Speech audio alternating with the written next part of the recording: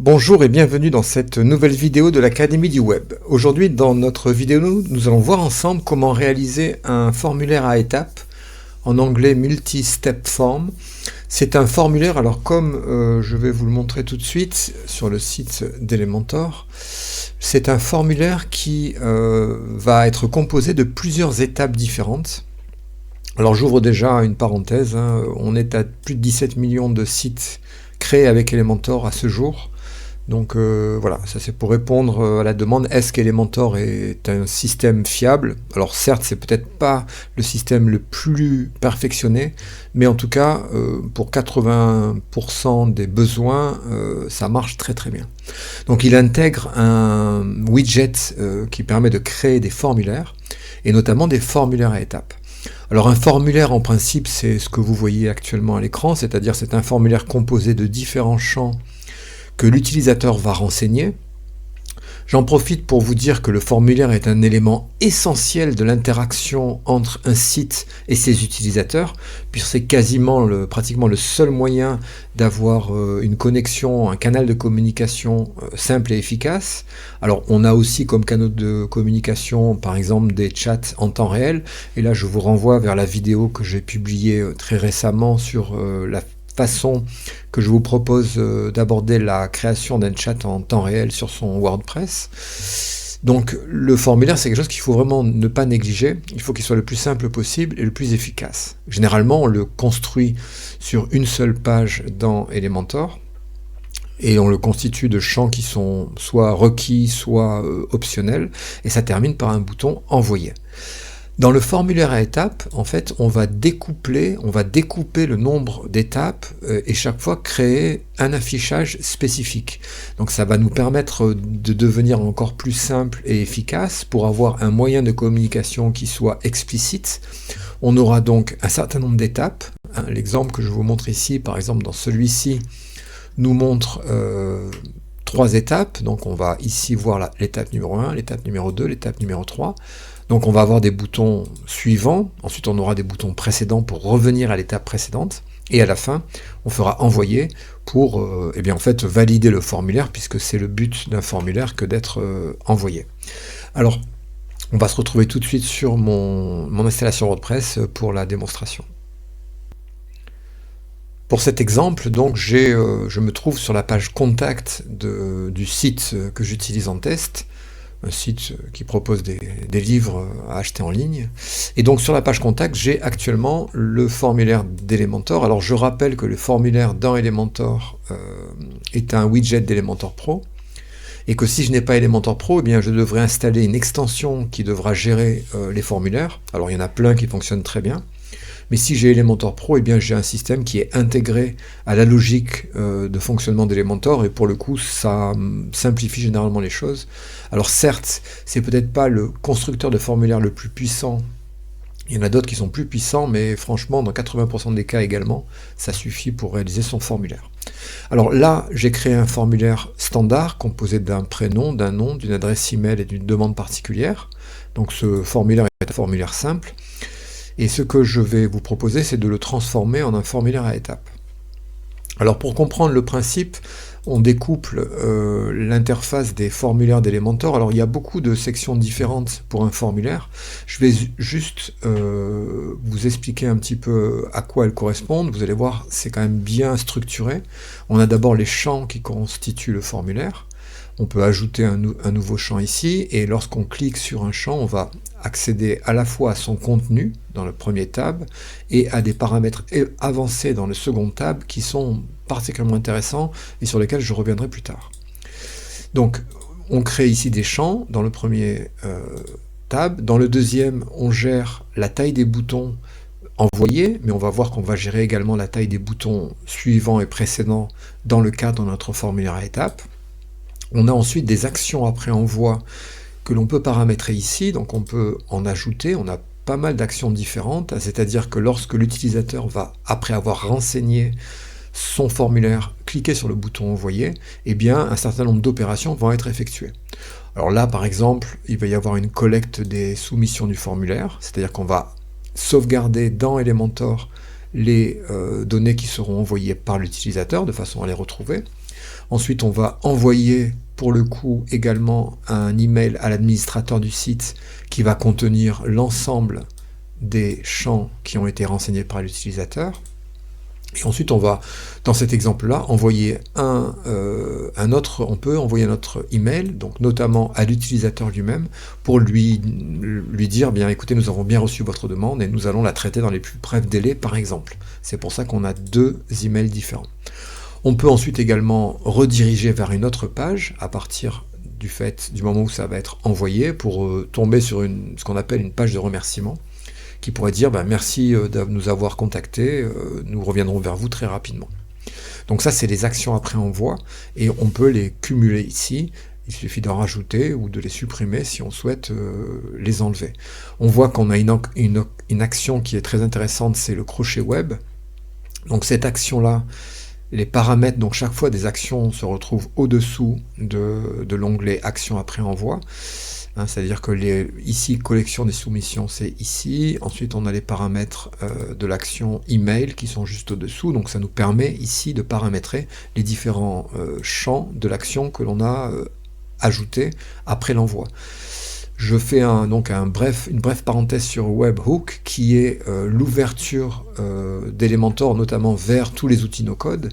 Donc à partir de là, je peux aller envoyer vers un outil no-code les champs du formulaire avec une méthode POST et on peut également avoir d'autres fonctionnalités qui seront renseignées dans cet envoi avec le crochet web. Donc ça, c'est particulièrement intéressant pour ceux qui ont une approche plus informatique, ils comprendront tout de suite l'intérêt. Alors pour pouvoir réaliser un formulaire à étapes, il faut simplement réfléchir de la façon suivante. On a ici dans les champs du formulaire, les champs qui constituent ce formulaire. On a un nouveau type de champ qui n'est pas un champ de type texte, adresse email, URL, mais qui est de type étape. Donc ça s'appelle step. Donc il suffit de décomposer, de commencer par mettre les différents champs, et lorsque l'on veut créer une deuxième étape, on crée un élément de type step qui va être l'étape suivante. Alors cet élément-là, on va pouvoir le mettre où on veut, ça va permettre donc de séparer les informations du formulaire. Par exemple, là, je fais prénom, nom, adresse. Ensuite, élément 5, ça va être le step. Donc là, je vais marquer ici étape 2, par exemple. Et vous voyez que ça va apparaître dans le formulaire lui-même. Alors je vais juste, dans le conteneur, augmenter un peu la largeur de façon à pouvoir avoir un peu plus de place, comme ceci. Et ensuite, on va comme ceci donc continuer à créer d'autres étapes. Donc là, on voit qu'il y a Next qui apparaît. Donc ça, c'est les boutons, donc juste au-dessous. La taille, la largeur du bouton, 100% étant la largeur du conteneur formulaire. Alors là, ça serait plutôt en français suivant et au-dessous précédent. Donc si je clique sur suivant, je vais, alors là j'ai mis le champ obligatoire, donc là je renseigne mon nom et mon prénom, voilà, ensuite je fais suivant, et là on arrive donc à la deuxième étape, donc là on a passé l'étape 2, votre demande. Alors la demande dans ce cas est un text area, c'est-à-dire une zone de texte que je peux renseigner, que je peux d'ailleurs, dont je peux changer la taille également, comme ceci.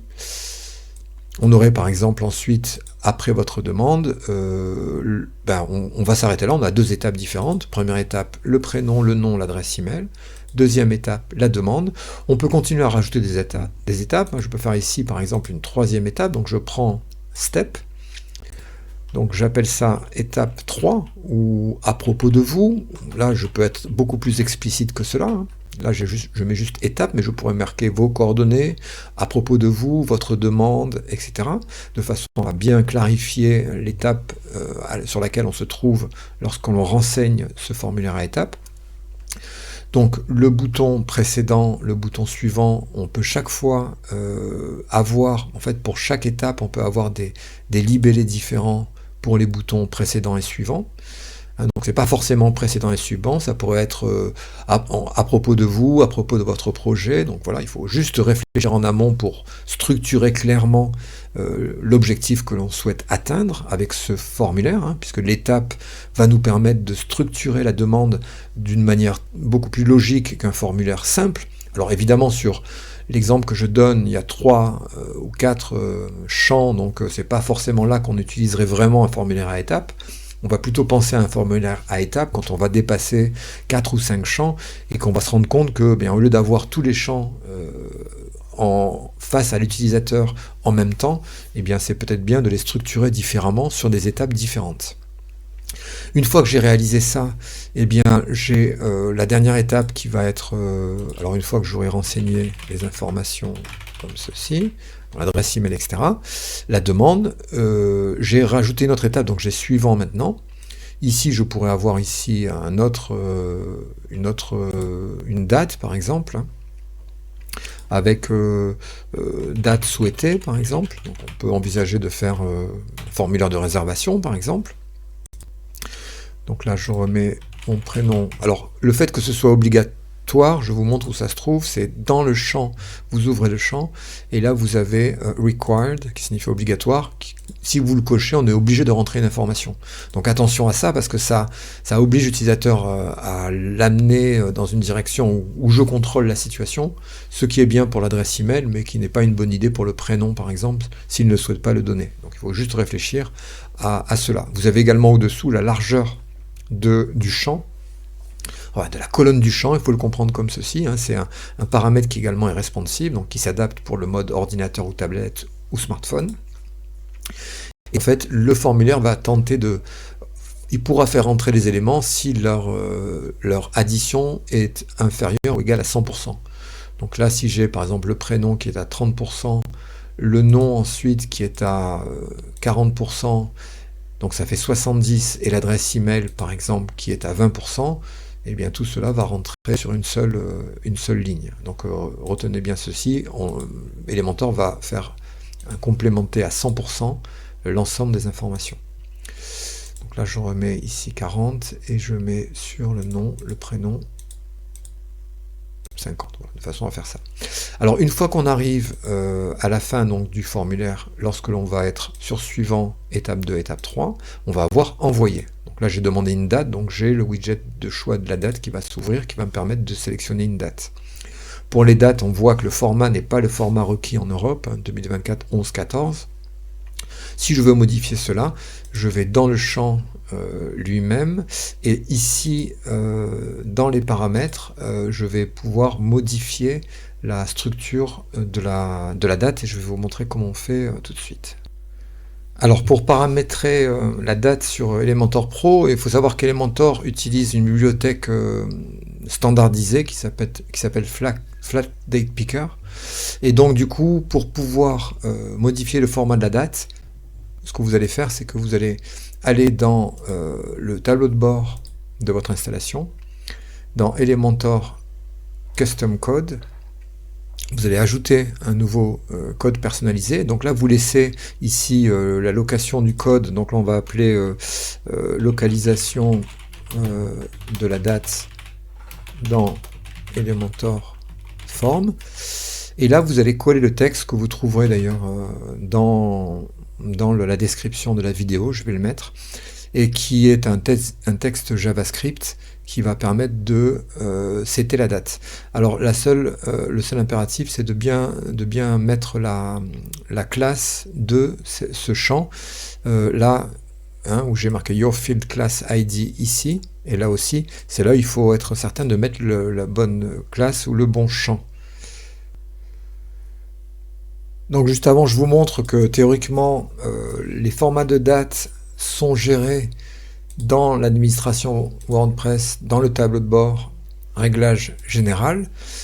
Et en principe, les extensions développées pour WordPress doivent se raccrocher au format de date qui est dans l'onglet général. Donc là, j'ai pris par exemple 23, cette structure-là, c'est-à-dire le jour, day, le mois, M et l'année, year. Donc théoriquement, ça devrait modifier ici dans la page contact le format de la date du widget d'Elementor Form.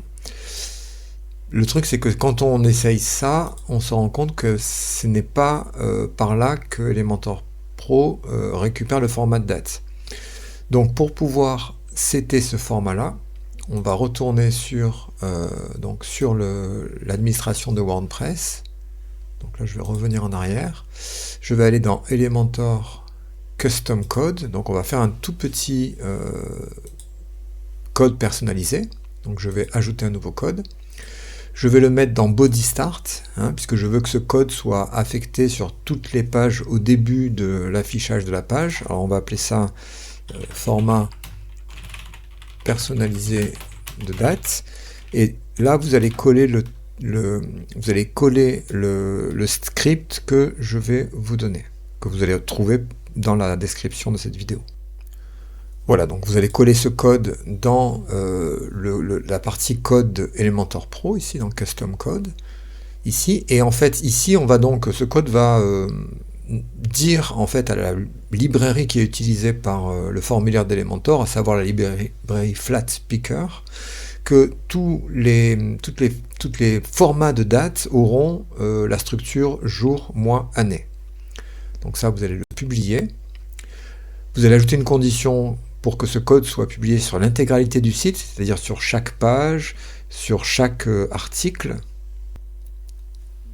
Alors même si il y a un point d'exclamation qui apparaît, c'est pas grave, ça c'est le point, en fait c'est pas une erreur, attention, il nous alerte que la librairie n'est pas définie, mais il va quand même la trouver, et là vous rentrerez ici le format de la date. Si vous voulez changer ce format-là, vous pouvez aller dans les réglages généraux, ici, et dans les réglages généraux, vous pouvez récupérer le format qui est là.